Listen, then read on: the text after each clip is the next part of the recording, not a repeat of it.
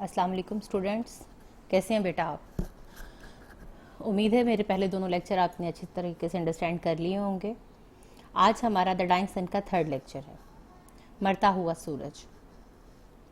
ये जो लास्ट हमारे पैराग्राफ हैं दो छोटे, इसकी जो हेडिंग है जो इसमें डिस्कस किया गया है वो है life in plan of universe, यानी इस कायनात में जो प्लान है इसमें ज़िंदगी कैसे है। टेक्स्ट बुक ओपन कीजिए। कल जहाँ पे हमने लेक्चर छोड़ा था वो बात यही थी कि सितारे बहुत गर्म हैं और ज़िंदगी ना तो बहुत ज़्यादा गर्म जगहों पे मुमकिन है और ना बहुत ही ठंडी जगहों पर। The stars themselves are far too hot for this. सूरज इसके लिए बहुत गर्म है। किसके लिए? ज़िंदगी के लिए, यानी ज़िंदगी का वहाँ पे वजूद नहीं हो सकता। We may think of them as a collection of fires. हम इन्हें ऐसे ही समझ सकते हैं या सोच सकते हैं जैसा कि वो आग की कलेक्शन है। फायर, आग के गोले हैं। स्कैटर्ड, बिखरे हुए हैं थ्रू स्पेस, खला में। Providing warmth in surroundings where the temperature is at most some 4 degrees above absolute zero. और इर्द गिर्द वो फैले हुए हैं जहाँ पे दर्जा हरारत ज़्यादा क्या है, एब्सोल्यूट ज़ीरो से भी 4 डिग्रीज नीचे। एब्सोल्यूट ज़ीरो यानी वो ये मिनिमम जो आप ये कह लें lowest temperature to be supposed, यानी जितना कम से कम दर्जा हरारत जिसका हम तस्वुर कर सकते हैं ना, वो एब्सोल्यूट ज़ीरो है। और वो कह रहा है 4 डिग्रीज अबव एब्सोल्यूट ज़ीरो, यानी ज़ीरो से भी 4 डिग्रीज कम। That is about 484 degrees of frost on the Fahrenheit scale. Fahrenheit scale से भी दर्जा हरारत 484 दर्जे नीचे। In the immense stretches of space beyond the Milky Way. इन बड़े बड़े फासलों में, खला में, कहकशाओं से पीछे। It is colder still. अभी भी दर्जा हरारत बहुत ठंडा है, यानी अब इस वक्त भी। Away from the fires, there is this unimaginable जिसका तस्वुर भी नहीं किया जा सकता। इन आग के गोलों से दूर क्या है? unimaginable cold of hundreds of degrees of frost।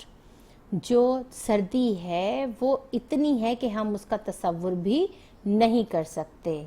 सैकड़ों दर्जे नीचे नुक्ता इंचमात से।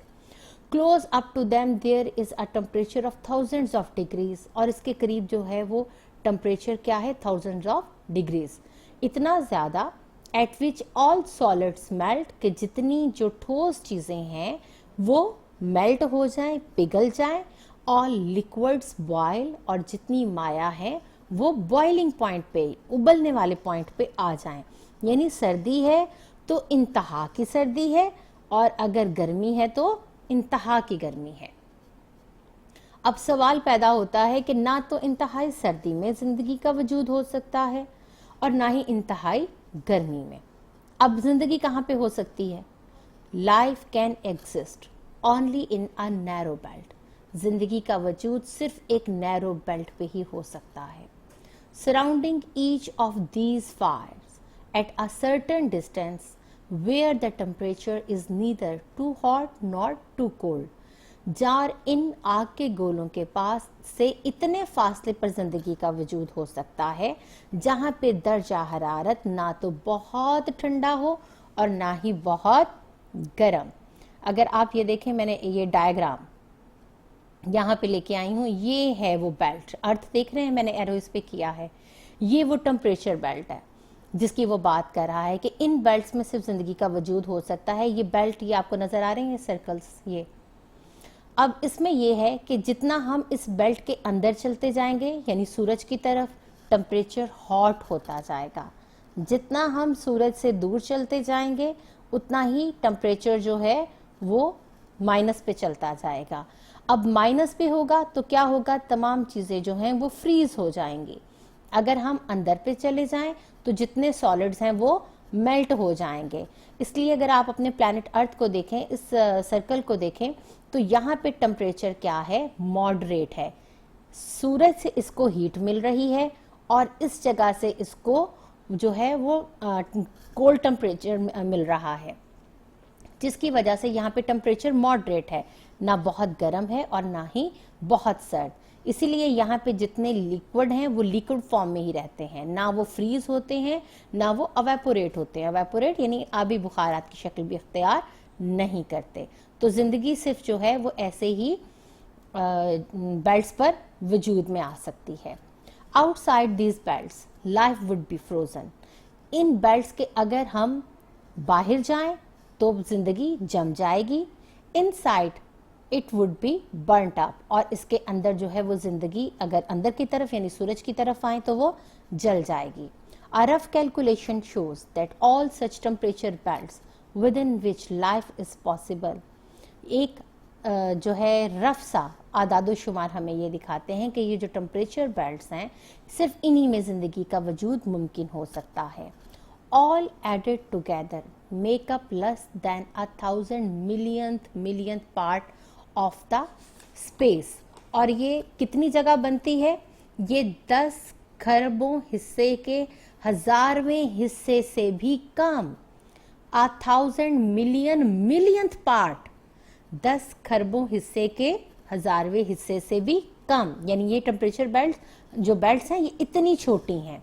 And even inside them life must be very rare.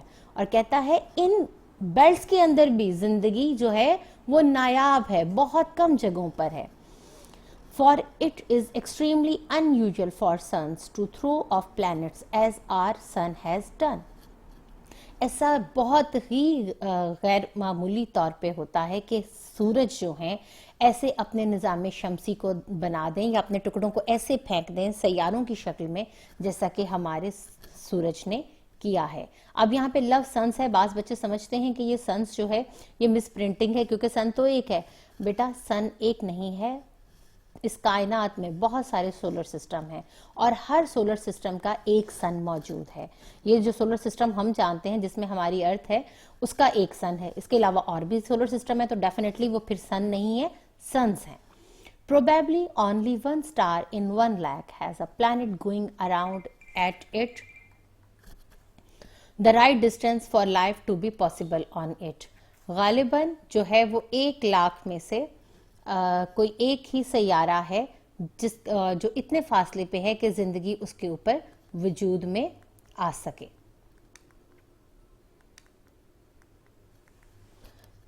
इसके इम्पॉर्टेंट जो हैं वो सिनोनिम है scattered, absolute zero, scale, Milky Way, narrow और अनयूजुअल। क्वेश्चन इसमें है why there is no life on stars. बाकी सितारों पर जिंदगी का वजूद क्यों नहीं है। What in your opinion should be the conditions necessary for the kind of life we know to exist on other heavenly bodies। आपकी राय में वो कौन सी ज़रूरी कंडीशंस हैं जिनकी वजह से ज़िंदगी का वजूद दूसरे हेवनली बॉडीज दूसरे सैयारों पर मुमकिन हो सकता है।